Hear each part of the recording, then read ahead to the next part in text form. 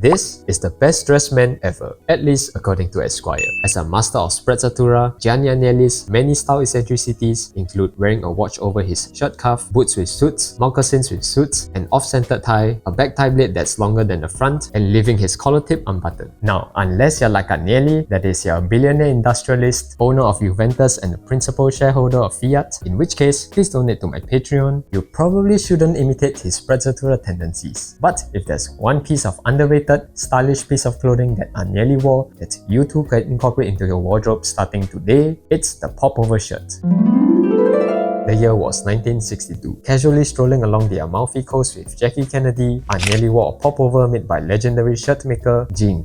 Tucked into jeans that rest atop loafers with all three buttons undone and an expressive collar roll, it was typical Italian elegance at its finest, Agnelli style.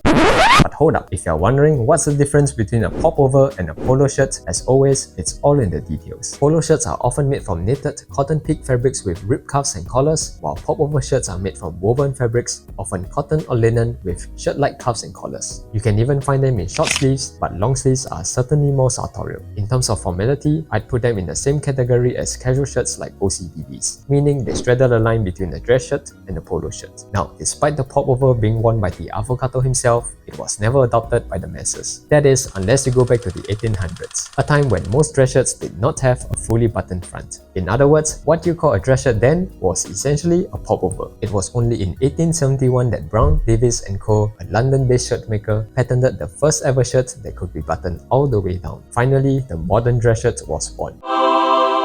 And it was also during this post-industrial revolution period that many middle-class workers embraced the dress shirt as office jobs became more desirable. Coupled with the growing popularity of Oxford shirts since its release in 1896 by Brooks Brothers, the popover gradually became a relic of the past. There was a small resurgence in the 1960s when Gant, a Connecticut-based clothier, reintroduced the popover in its modern form. It was well loved among the Ivy Leagues, but beyond that, it never reached mainstream popularity. Which is a good thing if you think about it, because wearing it in the 21st century is an easy way for you to subtly stand out. Now, as to where to buy popover shirts, you can go the Ivy route with brands like Drake's, Ralph Lauren, and Sid Mashburn. But if your style leans more sartorial, then brands like Suit Supply, Pini Palma, Informale, Blue Giallo, G. Inglese, Proper Cloth, and Colaro would be a better fit. And if you're wondering how to style the popover shirts, well, simply treat them as you would with a casual shirt. Here's how I would style mine from casual to smart casual.